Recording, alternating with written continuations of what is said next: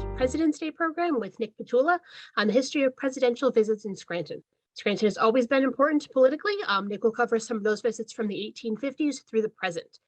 Nick is a retired history teacher from West Scranton High School and a longtime volunteer at the Lackawanna Historical Society. He's written several local history books covering topics about the Scranton School District, the history of Scranton baseball, and breweries in Scranton.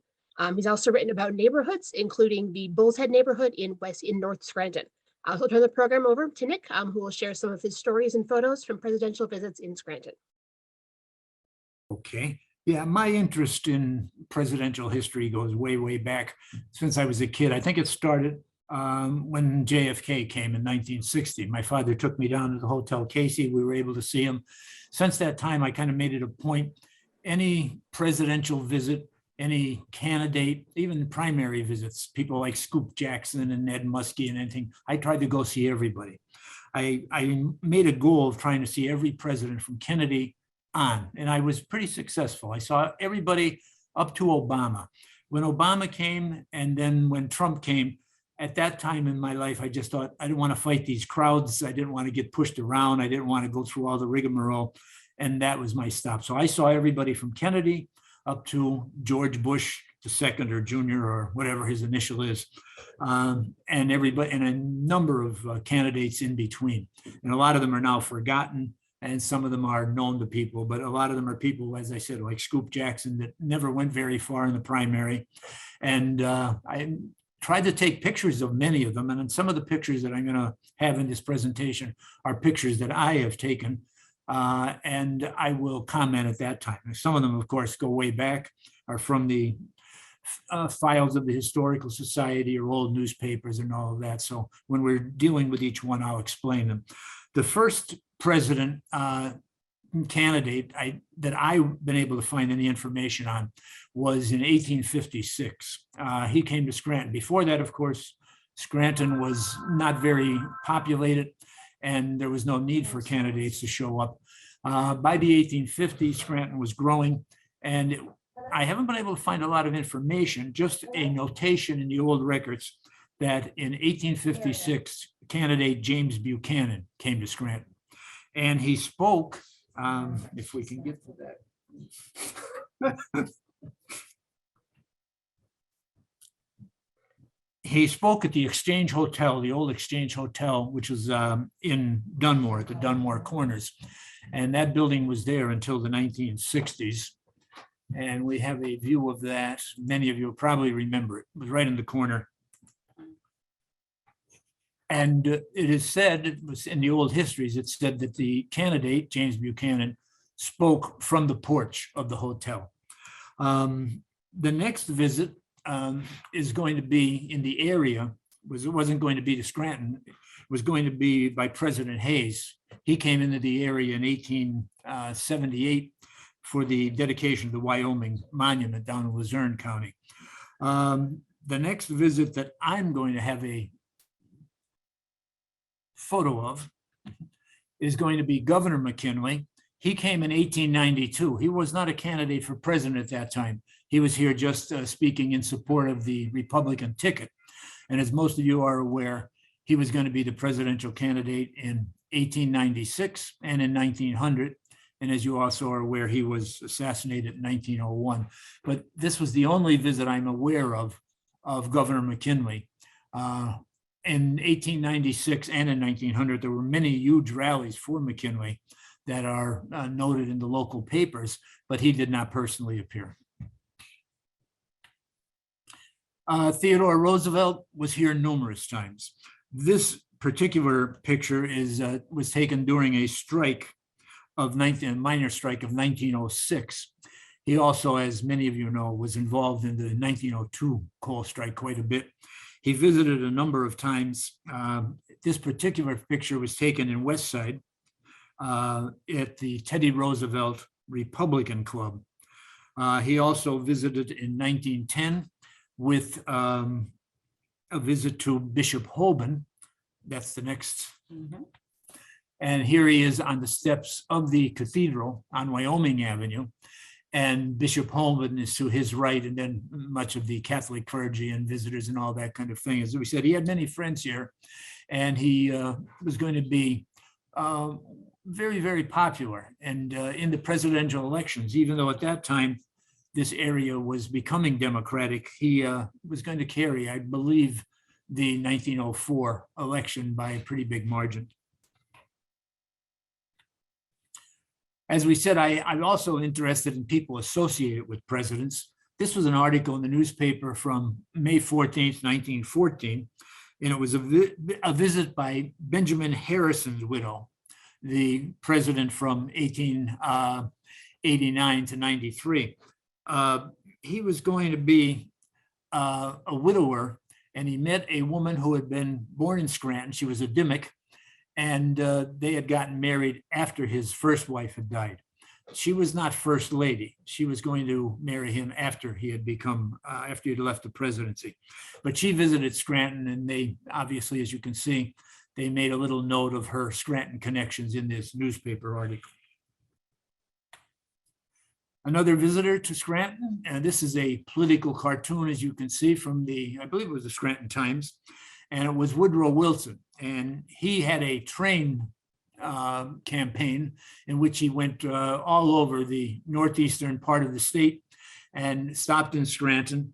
This was going to be in September 24th of 1912.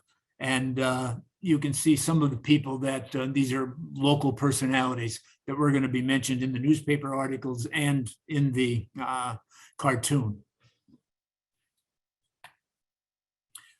FDR was going to be a visitor to Scranton a number of times. The first visit that I was able to come across was in February of 1915.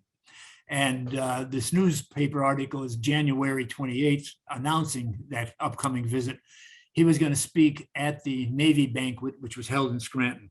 At that time, FDR was going to be the Assistant Secretary of the Navy under President Wilson.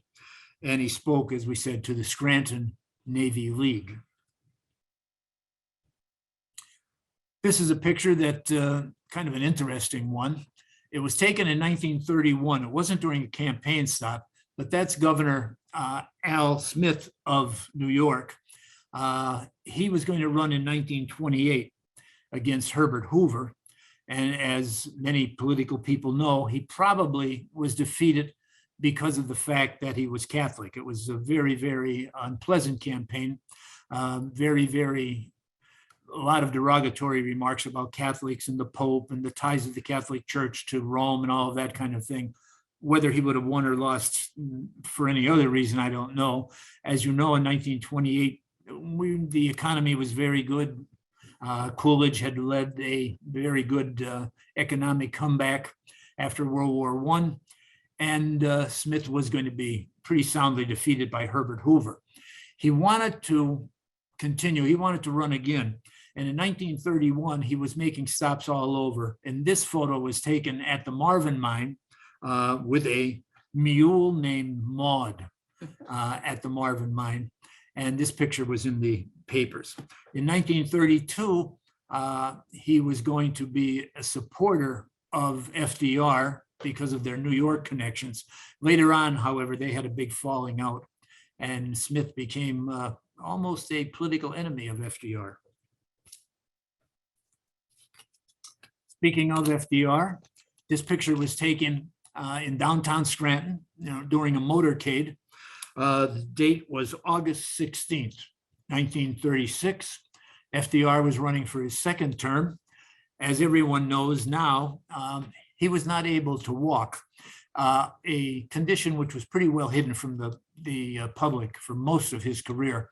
Often he would be photographed either standing or sitting in a car, and people just never gave it a second thought why he wasn't walking around. This picture is taken with E.J. Lynott, who was the publisher of the Scranton Times for many, many, many years. And as you know, the Lynott family is still the owners of the Times and other local newspapers and news outlets and radio stations. He was Scranton was a very important political stop, especially at this time. Population, of course, was double what it is now. The local Democratic Party was very, very powerful. So FDR definitely made it a point to stop in Scranton, and he made it a point to see E.J. Lynott and to make sure that his support was going to be appreciated. This is a photo taken April 27th, 1937. And in the center is Mrs. Eleanor Roosevelt, FDR's wife. Photo was taken at the Masonic Temple. She gave a lecture to the Scranton Women's Teachers Club. The other people in the photo are a Miss Angela Blewett to Mrs. Roosevelt's right, and John Padden, who was on the Scranton School Board. I don't know if this was a political speech or not, although I think everything that they did in this period had political overtones. And she's related to the Blewetts of Joe Biden? I don't know. Yeah, a good question, though. And maybe we want to research that. This is a photo taken in 1940 in Scranton during the presidential campaign. The Republican candidate was Wendell Willkie, and he is shown on the left of the photo waving his hat. Willkie was a pretty popular candidate. By 1940, FDR was running for his third term, which was unprecedented. And many, many people who had supported Roosevelt in 32 and 36, people like Al Smith, did not support him very strongly in 40 because they did not like the idea of breaking the precedent of only serving 2 terms. But also, as we're aware, Roosevelt was going to be successful in his bid for a third term and also for a 4th term in 1944. Speaking of 1944, this is from the election of 1944. The photo was taken November 2nd, 1944. And this is a Scranton Times photo of the Republican candidate, Thomas Dewey.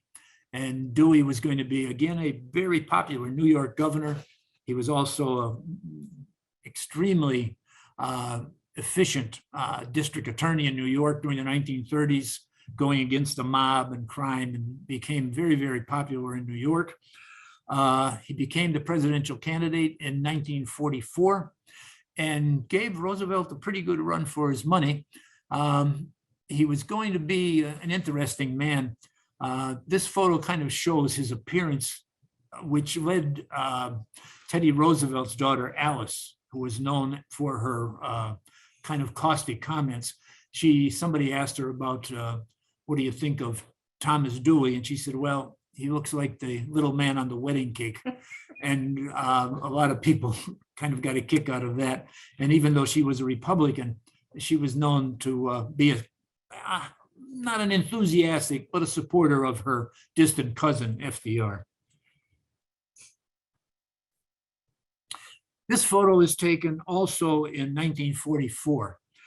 It's taken on the steps of the cathedral on Wyoming Avenue. And it was the funeral of local Congressman Patrick Bolin, who had died in office. And the Senate had sent a number of senators to Scranton, representing the United States Congress at the funeral. And of course, many of these senators here are now pretty much forgotten. But to the right of the photo, coming down the steps, most of you would recognize future President Harry Truman. And as you know, Truman would become president, vice presidential candidate in 44, and then president upon the death of FDR in 1945. Truman was going to come to Scranton a number of times over the years. This photo was taken in front of the Hotel Casey in March of 1956. You can see they all have their little flowers in their lapel. That evening, it's March 17th, Truman was going to speak at the Friendly Sons of St. Patrick's, and he's shown in the car with Scranton Mayor to his right, James T. Hanlon, and to his left is Joseph Lawler, who was I think he was county commissioner at one time. He was very big in local politics. And at this particular time, he was the state secretary of highways So he was always very politically connected. But Truman did speak that night. He stayed at the Hotel Casey. The newspapers covered him really, really well. And there's a number of pictures of Truman with people, maids at the Hotel Casey and walking around the city on one of his walks and that kind of thing. So Harry Truman. 1952 and 1956, the Democratic candidate was going to be Adlai Stevenson, governor of Illinois. Stevenson was a very, very good politician, very popular man. He was going to get the nomination in those 2 years, and of course, both times ran against Eisenhower. This particular visit, he's shown with minors on many of his visits here, and he came both in 52 and 56. He spoke in 56 at the John Mitchell Monument, and many of the miners, you can see the part of the monument in the back.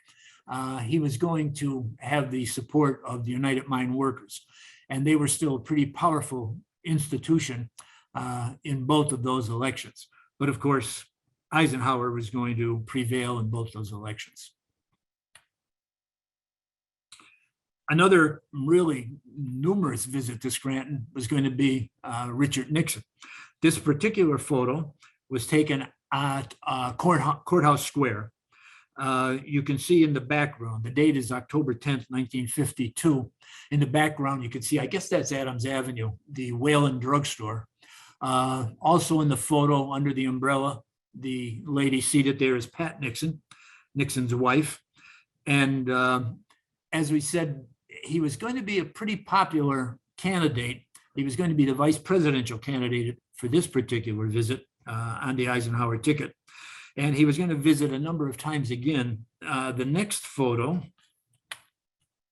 is going to show him arriving at the Lackawanna railway station. And this picture was taken outside of the railway station as a huge crowd. The Scranton Tribune, which of course was always the backer of the Republican Party, Scranton Times, traditionally Republican of the Democratic Party. It was a very great rivalry in the city. The Scranton Tribune covered this, had a full page of photos of his visit and identifying all the different people. And there was a huge crowd in 1952 and 56 in front of the station. They greeted him when he arrived by train.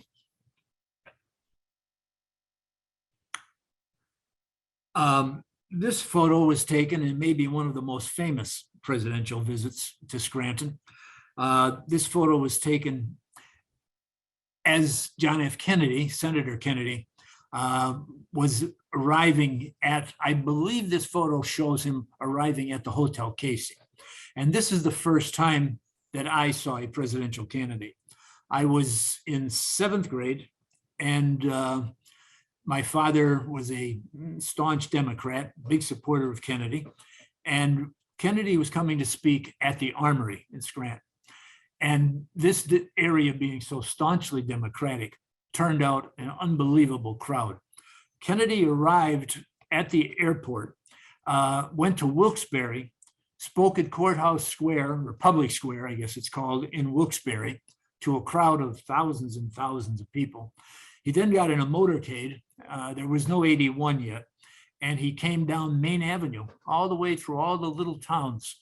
And all the way through, every little town was just lined, thousands and thousands of people. And it ended up at Main Avenue in West Scranton. And my father had stationed us in front of Prino's, across from the Hotel Casey, where Kennedy was going to go to freshen up before his talk at the Armory. So we were at Prino's, packed hundreds and hundreds and hundreds, maybe thousands of people all along Lackawanna Avenue and all around the Hotel Casey.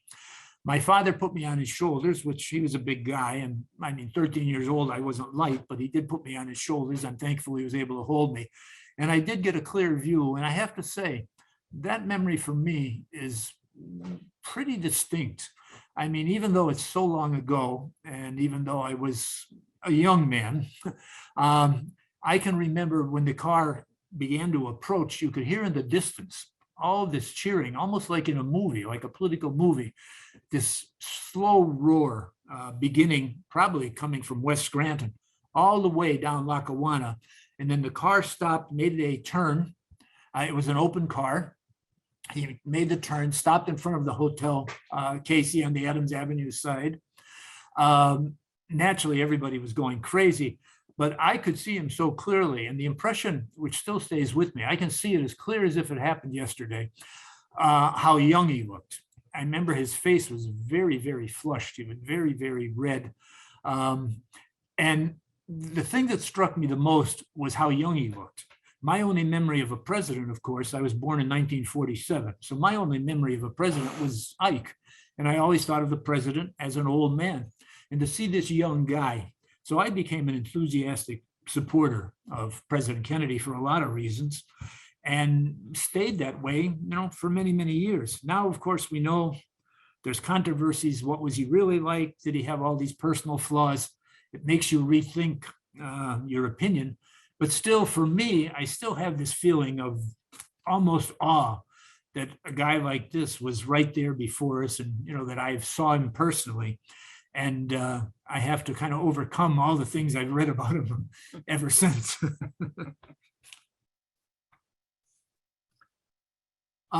This photo was taken in 1964. Again, it's another St. Patrick's Day, March 17th. It's the dedication of the proposed Kennedy School in Southside. At that time, the old school was still standing, and Bobby Kennedy was invited to speak at the Friendly Sons of St. Patrick's. And it was decided that he would also make an appearance and dedicate the future Kennedy School, which had already been decided to be named. They were going to build a new school on the site of the old South Scranton, and I forget the name of the elementary school that they tore down. But he's on, the picture is taken. You can see him in the lower right corner. He's waving to the crowd. The picture is taken on a fire escape. And there's no way to prove this now, but the handsome young man right below Kennedy's shoulder is myself and some of my friends. We did make the visit. And as I said, you'll have to take my word that that's me now, because I look a little bit different. I have my hair cut a lot shorter. So, but that's RFK. And I have to say, I was an enthusiastic RFK supporter. I followed the car. I did shake hands with him as he came down that fire escape. Me and my friends jumped in the car. He then made a visit to the post office, because he was at that time, as you may be aware, he was Attorney General. So he made a stop at the Scranton post office in downtown Scranton, and we rushed following him down. And as he got out of the car, I did rush over again. And as he got out of the car, I was able to shake hands. And I have to say, out of all the personalities that I've met over the years and all the political figures, and I said, my father and I, when I was younger, and then later with my friends, we always went to all these political functions in the area. When we talk about people having charisma, I think JFK had charisma. Bobby Kennedy definitely had charisma for me. I felt he was really something special. I think he had, again, a lot of personal flaws, like the rest of his family. But I think after the assassination of JFK, I think he did come to a different reckoning. And I was an enthusiastic supporter of him in 1968. And I know it was devastating when he was killed in 68. I really felt he would have changed a lot of things about the country. Whether I'm right or wrong, I have no idea. But I did feel he had a lot of charisma. The other person, out of all the other people that I've seen, all the other presidents, and most of them I got to shake hands with. I don't know whether my father and I were very forward or just lucky, but we did get close to most of them, especially during the primaries. When people like, Jimmy Carter or Ronald Reagan or somebody came for the primaries, they were more accessible to the public than during a general campaign. So during the primaries, you could often get much closer to them than later on when the campaign heated up. And another man that I felt had a lot of charisma, which I didn't vote for him, although maybe I would have now, was Ronald Reagan. And there's two very different political viewpoints there between RFK and Ronald Reagan, but both of them had a personal charisma, which I found very interesting. This is a photo taken in 1962. And on my right, you can see President Eisenhower. He was out of office at this time. And he came on September 18th, 1962, to support the gubernatorial campaign of Bill Scranton. And they had a huge rally at the Armory. And again, even though Scranton at that time, Lackawanna County, was heavily Democratic, Governor Scranton was very popular here, or the candidate Governor Scranton was very popular. And he did, I believe he carried Lackawanna County, I'm pretty sure, which was very unusual. And whether some of that was to his own popularity or the popularity of the support of President Eisenhower, but Eisenhower was a big supporter of Bill Scranton. This photo, a little bit crowded, but you can see there's President Eisenhower going through the crowd at the Armory, and to his right is the future Governor Scranton. And the campaign was going to be very successful. It was a big upset at that particular time, as we said, for this area to go for a Republican. And Governor Eisenhower was going to stay in close contact with Governor Scranton. And in 1964, in the presidential campaign of 1964, Governor Scranton made a very late entry into the Republican campaign nomination campaign for president. And 1964 was going to be the year of Barry Goldwater. Barry Goldwater was a very controversial candidate, very conservative. He was going to be challenged late by Governor Rockefeller and by Governor Scranton for the nomination. The nomination almost was sewn up very early by Goldwater, and this alarmed many of the more liberal Republicans, including President Eisenhower. And President Eisenhower contacted Governor Scranton and really encouraged him to make a run, whether they thought they could win or whether they wanted to make a statement. I don't know the specifics of that, but Governor Eisenhower persuaded Governor Scranton, against probably, according to what he's said privately, his own really instincts. He decided to challenge Senator Goldwater. And then at the last minute, as they were getting close to the convention, many people expected Eisenhower to come out in support of Governor Scranton. And when they went to Eisenhower and said, you've been pushing for this, it's time to go public. And Eisenhower kind of backed down at the last minute and said, well, I don't think it would be appropriate. I'm not going to say anything at this particular time. He really disappointed a lot of the liberal Republicans because they felt he had kind of not double-crossed them, but let them down. And of course, as you know, at the convention, it was going to be Governor Scranton did make a pretty good showing, but Goldwater got the nomination. Now, this is one of the first photos taken by me personally. So, not a great photo, but I had a little Kodak camera. But this is a visit to the airport of LBJ. And this photo was taken on October 14th, 1964. You can see the Secret Service man to the president's right. There was a barricade in front of the speaker stand at the airport. Again, thousands and thousands of people. I was lucky enough to get pretty close. I was able to shake LBJ's hand. My memory of LBJ basically was that he was a pretty big guy. And the other thing was that when we shook his hands were wrapped in Band-Aids, completely covered in Band-Aids, because he'd been shaking hands so much. I guess he had worn most of the skin off his hand. And it was kind of an interesting aspect of the visit. This is another picture taken from the other direction. And you can see the size of the crowd. And again, this is at the Scranton Wilkes-Barre Airport. This is another one of my photos, not a great one. I tried to enlarge it. I didn't have a telescopic lens, so I tried to get it enlarged, but the best I could do. But he was speaking to the crowd. He spoke for quite a while. Now we're getting into a candidate This is 1972. And if you remember, in 1972, there were going to be a number of Democrats fighting for the nomination.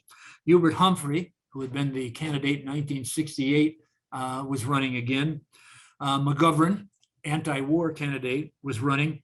And this was Senator from Maine, Edmund Muskie. And Muskie was going to be a very, very popular candidate. At least he was around here. This photo was taken October 26, 1972. And again, I took this photo at the airport upon Muskie's arrival. To Muskie's right, some of you are going to recognize Congressman Dan Flood from Wilkes-Barre, who was extremely powerful Democratic leader at that particular time.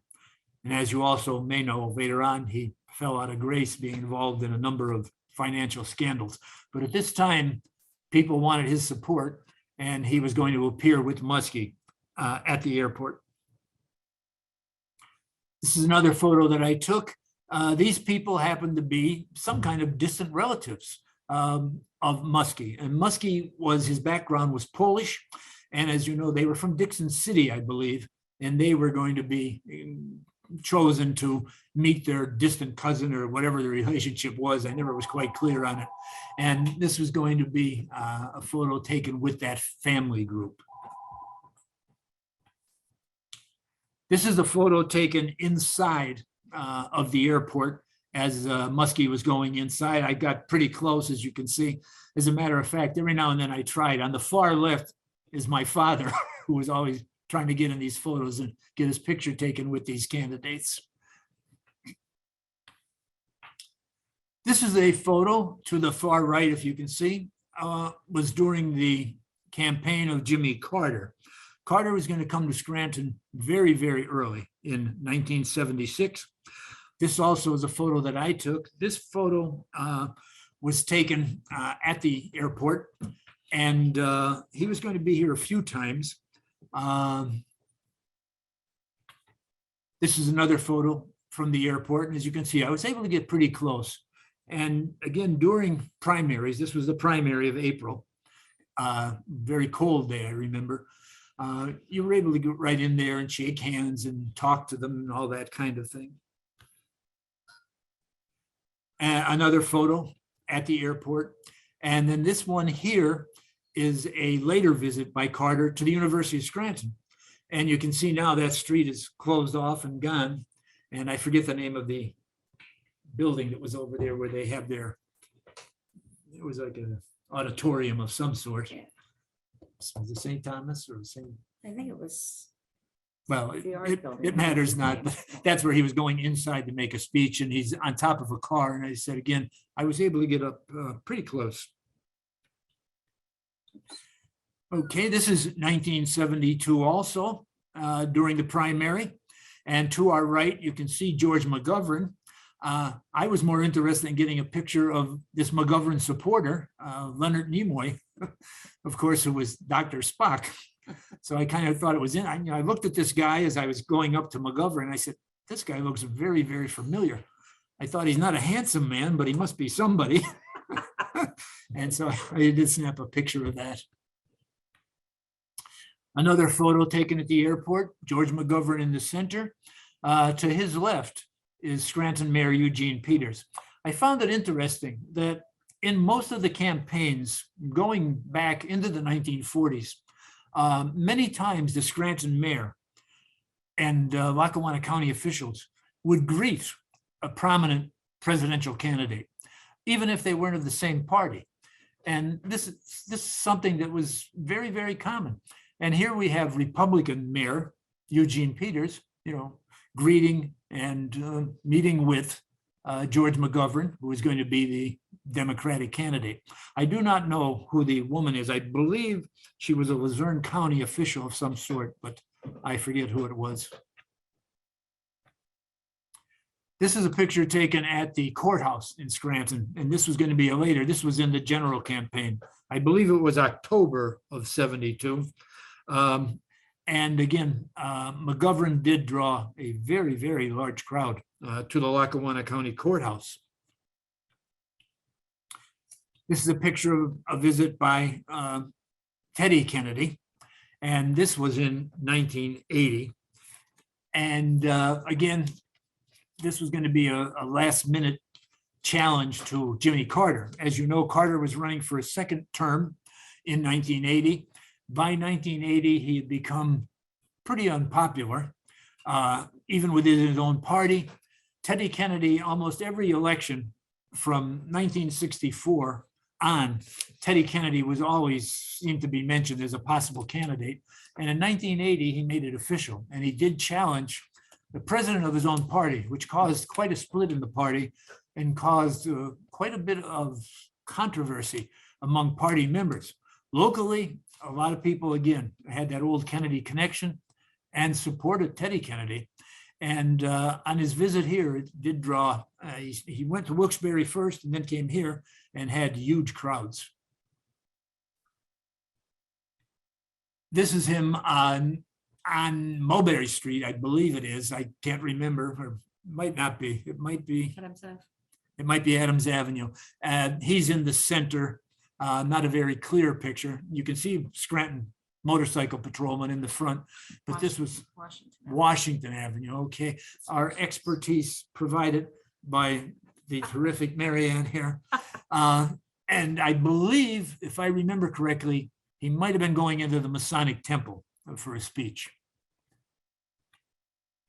And he was accompanied at that time by his faithful wife, who the poor woman obviously was treated, if we can believe all the accounts now, was treated horribly by Teddy.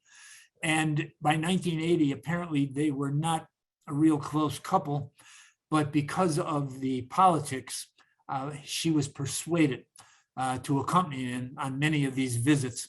She was very photogenic, very pretty lady, and very popular.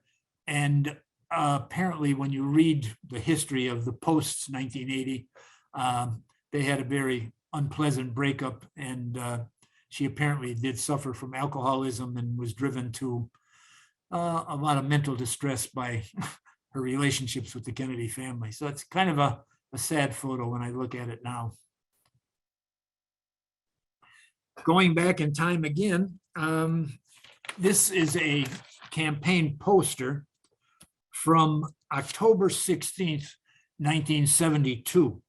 And on that day, it was a Monday, Ronald Reagan, who was a very popular governor of California, made an early visit to Scranton. Now, again, he was not running for president himself at this time. He was here in 1972 supporting the candidacy of Richard Nixon, the re-election of Richard Nixon. So this is October 16th, 1972 visit. 8 o'clock that night, as a matter of fact, he came in. Now we're up to 1980. This is another photo that I was able to take. And as I said, I was able to get pretty close, able to shake hands. And again, as I previously said, though I didn't vote for him that year, I found him to be a pretty charismatic person. Another thing I found striking about him is how big he was. Not just tall, very broad. I mean, he did have that movie star quality. This photo is taken at the airport, as was this particular photo. And another one, they had barricades set up. It was a back of a huge truck, and that truck was there to keep people from getting too close to him, although I wasn't able to get pretty good. I leaned up on the truck. And as I said, it was a very big crowd. And as you know, in the election of 1980, Reagan did succeed and was elected president. This photo is taken on Mulberry Street, going into the Chamber of Commerce building. And you may recognize this is ex-President Ford at that time. I did not see Ford. I don't believe he came here during the 1976 campaign. This photo was taken on June 14th, 1978. And as I said, we're on Mulberry Street. And Ford was at that time making a lot of money, apparently, going around the country, giving paid speeches. And this speech was going to be at the Chamber of Commerce building. And I will remember one thing about him. Although I got to be pretty close to him, he would not shake hands. I remember putting out my hand to shake hands, and along with other people, and he brushed all of us aside. Again, he wasn't campaigning, And so I guess he figured he was not going to waste his time or his flesh of his hand on the peasants. Unless you paid him. Unless you paid him, all right. Now we get into some personal photos. As some of you people like Ella are aware, my family home was directly across the street from the Court Street Church in North Scranton. And we became kind of a center of activity when Bill Clinton was president, because his wife, Hillary, had Scranton roots. Her grandfather had lived right down the street from my family home on Diamond Avenue. I did know the family. I knew some of her cousins. When I can remember her one cousin, a first cousin, lived right behind me. And I can remember years ago, we were talking, he was kind of a braggart. And I remember him saying one day, you know, my cousin just married the governor of Arkansas. And I remember thinking to myself, well, big deal. But of course, again, the future held some other things for the governor. And he did become president, elected in 1992. This photo was going to be taken on a visit of the president and Hillary during the baptism of one of Hillary's nephews. And it was kind of an interesting day. We had a lot of contacts. As you know, they visited a few times. They visited the first time during the funeral of Hillary's father, which was from the Court Street Church. This particular visit was going to be more of a political type of visit, even though he wasn't running at the time, nor was she.